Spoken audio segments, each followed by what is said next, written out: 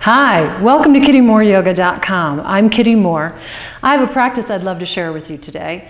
I picked this one in particular because it's a sutra from Patanjali's Yoga Sutras that is often skipped by yoga teachers. They really don't very often explain this one in class because it requires a little time to explain it. And also because a lot of yoga teachers don't know that there is an actual practice that Patanjali is asking you to do in this sutra. So, for my beginner yoga students out there, I just want you to know that the Yoga Sutras are a practice manual. That's what they are. They're designed for us to actually have practices that we're supposed to do. It's an explanation of yoga, but it's also a beautiful practice manual. And I'm going to explain one of those practices to you tonight. So what I'm talking about is the second of the 3 sutras by Patanjali that are in reference to your physical practice. So the first sutra tells you what to do and how to do it. The second sutra tells you what your focus is and then asks you to shift that. Right? And then the third one tells you what the benefits are for doing the first 2. So we're going to leave the third one aside because honestly that one's a whole video in and of itself. So we're going to focus on those first 2 tonight, and especially the second one, because again the second one is the one that people don't usually end up covering in a class, so I want to cover it for you now. And that sutra is, by releasing effort and fixing the mind on the infinite, asana is perfected. Yeah, that's why they don't do it in yoga class, right? It requires a little explanation. It requires a little kind of wrapping your head around what it is Patanjali is asking you to do. So, but as with all of the sutras, the clues really lie in what came before. So we're going to go to the one before this that refers to your asana practice, and that's the one that every yoga teacher loves, right? Shtiram Sukham Asanam, right?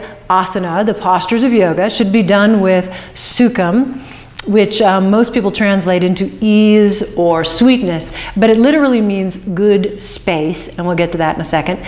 And shtiram means steadiness and stability, and we're going to talk about that on multiple levels. So let's go back to that sukham. So your posture should be done with sukham, with good space. So what does that mean? It means you want to do your poses in such a way that allows for the breath to flow freely throughout your entire body. You want the breath, there to be lots of space, right, in the body for you to breathe into, so that the prana, the life force in your body, can flow freely throughout the entire system. The blood is flowing freely, nutrient value is getting everywhere, oxygen, all of that is happening. So how do we find good space in our postures? Well, good alignment, right? That's why your teacher is trying to align your poses. That's why they're giving you those specific cues so that you can go into a pose and have good space. So, and that's why your teacher gives you maybe a block underneath your hand in your triangle pose, because he or she may be noticing that you're a little constricted right on that side. So they want to open the space. They want to allow you to be able to breathe into that side of your lungs and open up the muscles in that area. So oxygen is getting in there, right? Blood flow is getting in there. So we're aligning our poses in such a way that gives us good space. Right? Now we want shtiram, that stability, that steadiness in the poses. And we get that through both muscular effort and through the use of our bandhas, right? And again, the bandhas are another video, but we're going to talk about your muscles right now. We're going to talk about muscular action. So what you're doing is you're strengthening up your muscles and you're lengthening them. You're opening them out and getting some, some nice flexibility in the body as well. So stability comes from both muscular action, right? And that release of tension in the muscles so that we can open everything up. So practice. Practice is where we get stability. We develop strength, we develop flexibility. And in those first couple of years when you're doing your practice, right, you get a little shaky, right? Especially in the new poses, right? Every time something new comes into the practice, your muscles shake a little bit, right? So we're not quite as steady, but as we progress, we get steadier and more stable, not only physically, but mentally as well. You know, you come into yoga class at the end of the day, right? And you've been multitasking all day long, And then you come in, you get down on your mat, and the teacher begins to give you cues. And now you're on one task, right? You're following the flow of the cues.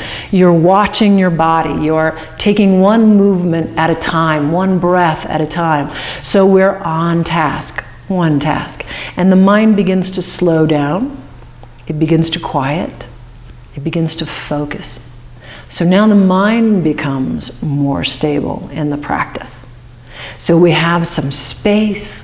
We have some stability, right?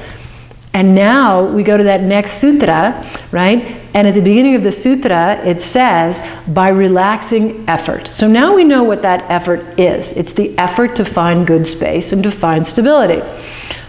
But now Patanjali is asking you to release that, to relax it, to let it go. So the question has to be why? We spent a lot of time working on that effort, right? Getting all that going. So why do we suddenly want to release this? Well, the reason is, while you're doing that physical practice, right? As the teacher is calling out, externally rotate your right thigh. Your mind is saying, that's my thigh. I, me, the physical me, and my thoughts, my brain, is now going to rotate my thigh. So with every action, we're now identifying with our finite self. We're identifying with the body, we're identifying with the mind, we're identifying with our thoughts, right?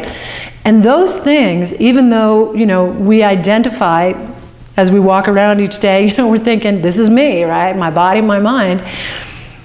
Yoga tells us that it's not, right? Yoga tells us that this is the finite you, right? Your body and your mind and your thoughts are the finite you.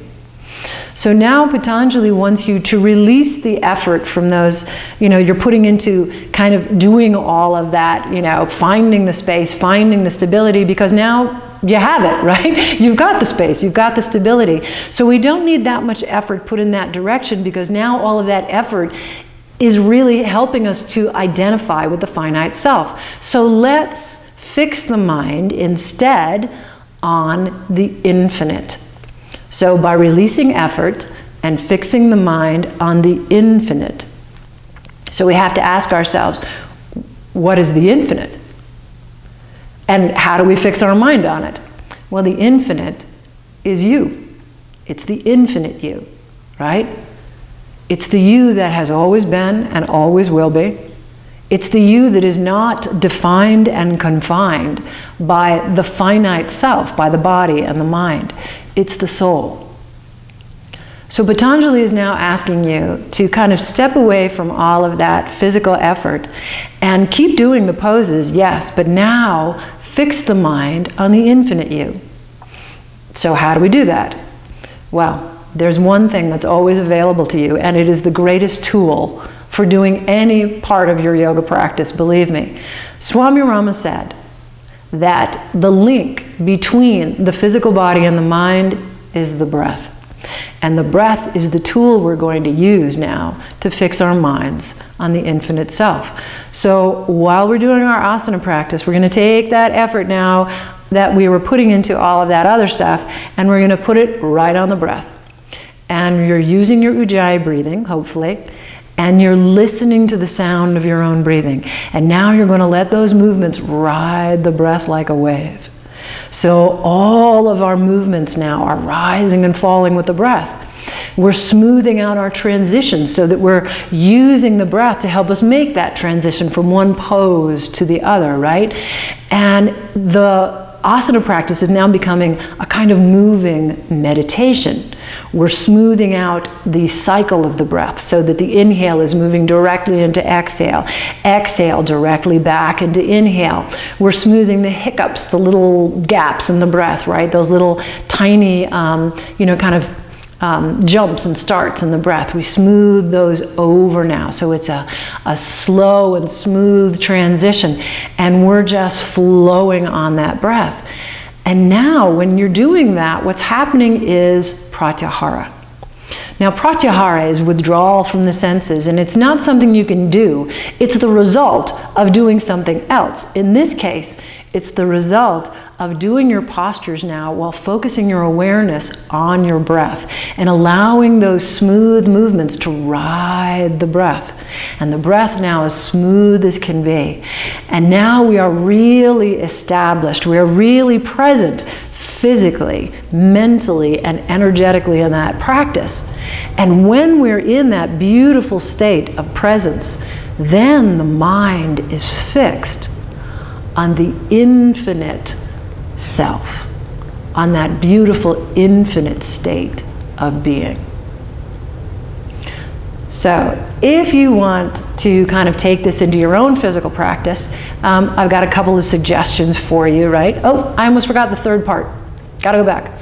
The last part, asana is perfected, right? So when we do this practice, asana is perfected. Why is it perfected? Because now your asana practice has become the perfect form of preparation for meditation, right?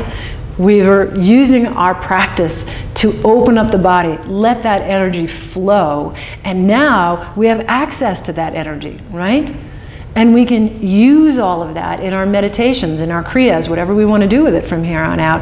And we've prepared the mind for a deep state of meditation. So if you'd like to take this into your own practices now, and I hope you do, then I'm going to make a couple suggestions. For my beginners, please go to dailydharmadose.com, and you're going to look at the video on Ujjayi breathing. Make sure you're using your Ujjayi, and then start going through those videos one at a time, and start building the sukham and the shtiram in your practice, right? Because remember, that's step one.